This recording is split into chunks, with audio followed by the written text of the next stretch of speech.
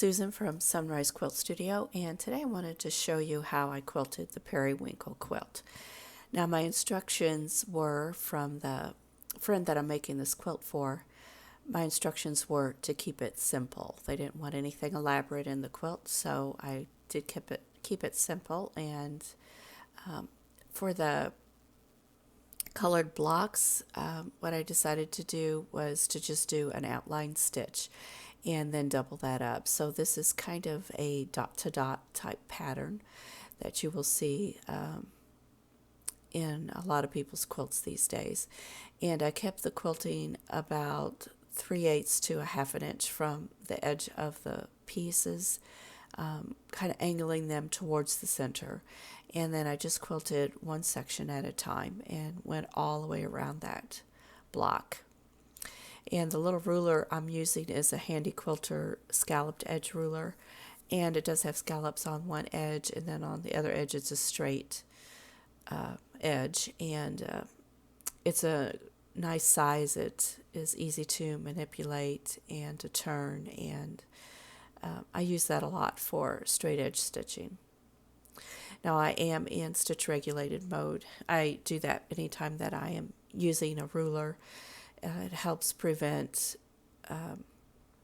me from slipping, and it gives me the time that I need to pause at those corners and to turn the ruler around without having to stop the machine.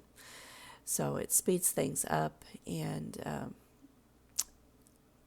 it just comes in real handy for me. And here you can see the finished block. The thread I'm using is a variegated thread by Signature, and it's in the color Aqua. And I think that blended real well with both the blue and the green. Now on the outer border, I wanted to do something that was similar to those sections of the block, so I marked it with a 2-inch grid with a stencil and a pounce pad, and this is the second pass on that. You can faintly see the chalk lines that I hand drew in to make the triangles, the first set of triangles, and those have already been quilted. And in this section, I'm quilting in about 3/4 of an inch from those edges and doing the second pass. So in the end, there will be 3 lines of stitching in this border, and they're all triangular shapes and varying sizes, and it does copy kind of what is going on in the colored sections of the blocks. And once again, I'm in stitch regulated mode and using that scalloped edge ruler from Handy Quilter. And I believe this is the mini scalloped edge ruler. I think there's a larger one.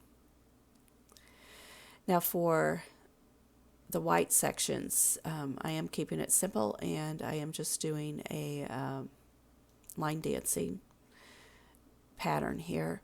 And when I stabilize the quilt, as I've mentioned before, I always stabilize the quilts before I do any detail stitching, and I stabilized it by stitching a 1/4 inch around the edge of the white sections of the block. This is actually the background of the quilt block, and this is where 4 quilt blocks come together, and that forms a secondary pattern.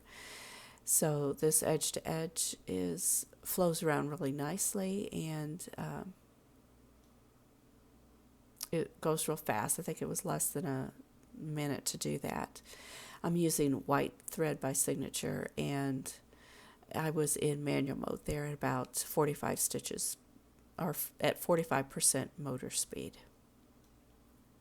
And there's that finished block. And then up next will be a photograph of a section that is completed.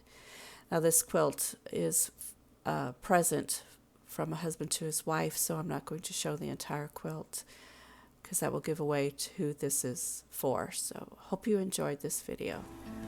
Thanks for watching. For more quilting ideas, click on the video links. And to keep up with my newest projects, click on the subscribe button. I hope to see you again soon.